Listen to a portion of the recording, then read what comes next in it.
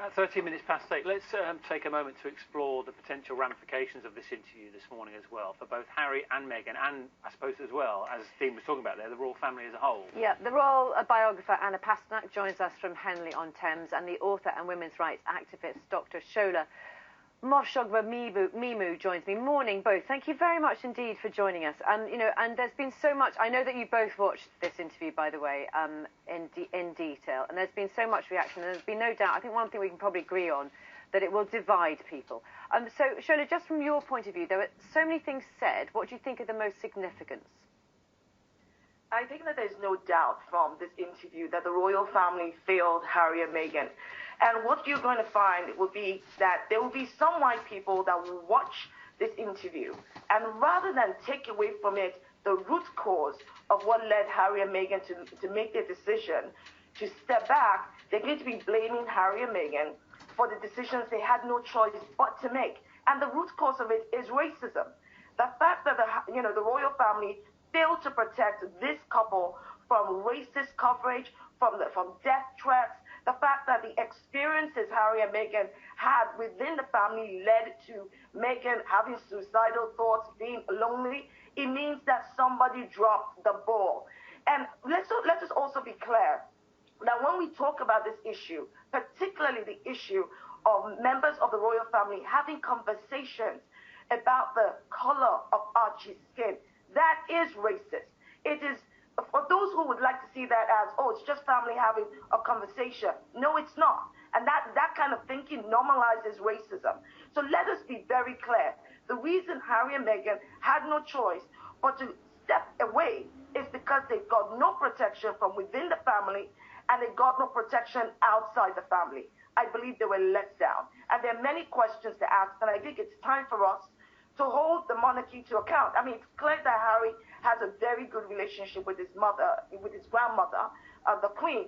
And as I've just recently said, let's applaud the Queen when she's done something right. But I think it does call to question what she did or did not do for her grandson, when all of the things he shared today was not new to either Prince Charles, Prince William, or the Queen. Why is it that no protection was given? Why is it that Archie was denied title, or that they were going to change the convention around giving him a title? Why were people having those kind of conversations about his skin tone? At the end of the day, we need to call that question. Okay, Dr. Shola, I want to bring in Anna Pasternak as well, the royal biographer, on this. I mean, Anna, Dr. Shola says there it's very clear, but is it possible to be clear when we've only heard, at the moment, one side of the story, no response from the royal family, do you think? Exactly. I think there are two sides to the story. I think it's very convenient to lob these incendiary comments and suggestions about the royal family. My opinion on the whole thing was I just couldn't see the point of it.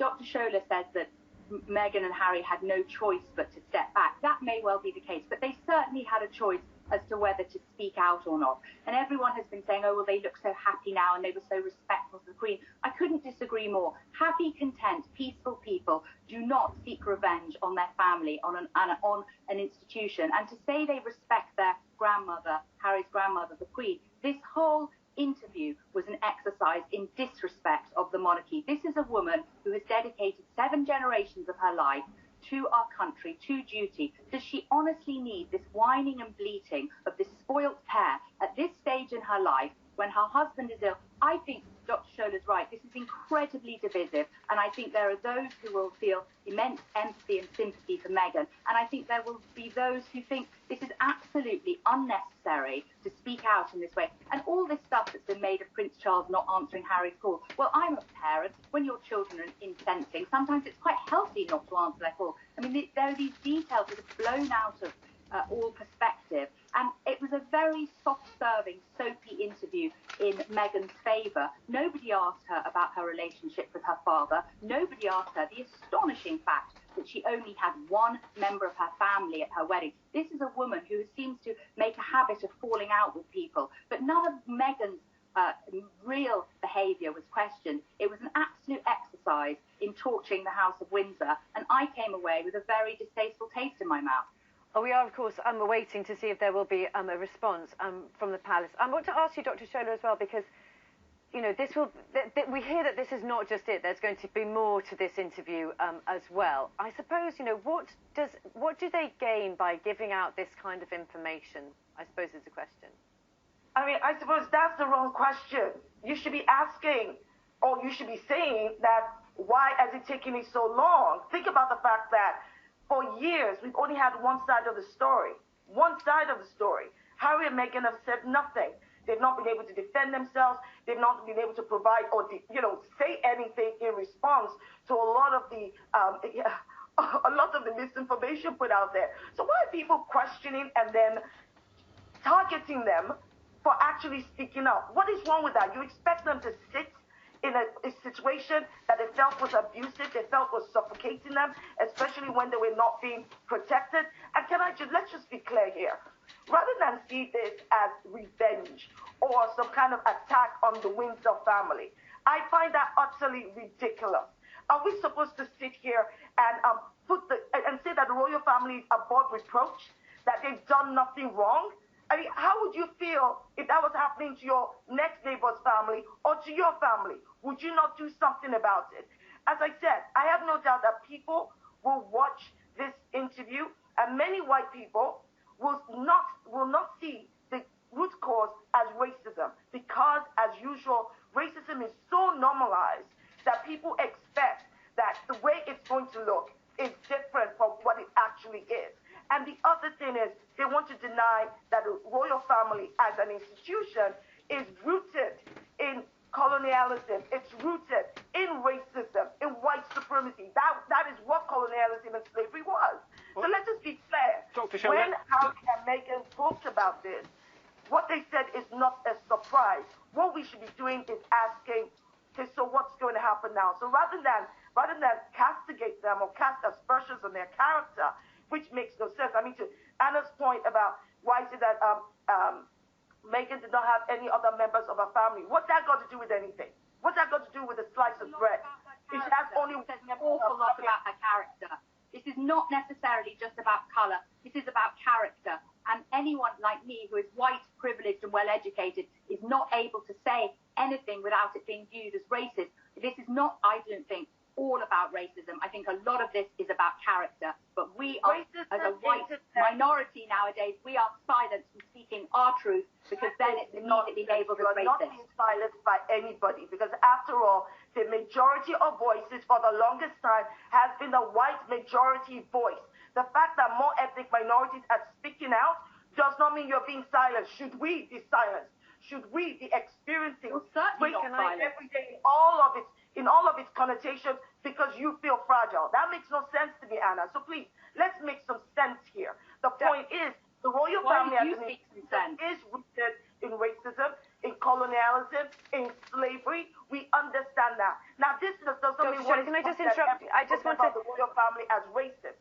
I am saying that something happened to Harry and Meghan. Somebody made comments about the color of Archie's skin. That is not a normal family question. No, it's not. Dr. Shola, I've just got to jump in there. I don't want to run out of time. I would like to go back to Anna at some point during the interview. But just to pick up on the point that you mentioned, and I suppose to reiterate one of the points from earlier as well. You say that it's very clear, and you're making points and comments this morning, but we haven't heard the royal family's point of view. Isn't it dangerous to make those assumptions and to give those opinions without hearing a response to what has been said in the interview? I would like them to respond directly to what was said in the interview. But then if we all apply deductive reasoning to everything that's happened in the last 3-4 years, to the silence and complicity of the royal family in all of the racist, negative, sexist coverage and misogynist coverage of Meghan, then I think you kind of have your answer, because silence is complicity. And thank you very much. I just want to ask you as well, Anna, just looking, if we can, to the future, because there was a lot, isn't there, about family here and about personal relationships and about the future and the future of the monarchy. So how significant and how much difference will what they have said make? Well, I think the most difficult thing is going to be how Meghan and Harry are going to find a way back to repair relations with their family. Can I just say I disagree with Dr. Shola. She's saying that silence is complicit. I think often there's great dignity in silence, and that's what the royal family so far have done, and I hope that they don't dignify this interview and a lot of what's been said about it with any comments. I think that this is becoming a PR war. Please, could you let me speak now? I'm going to interrupt you both there because thank you very much indeed for talking to us, and I think we can see Dr. Shola again, and we can all agree that many people disagree about this. Thank you very much indeed for your time. Appreciate it both. Thank you. It's 24 minutes past 8. Lots to unpick from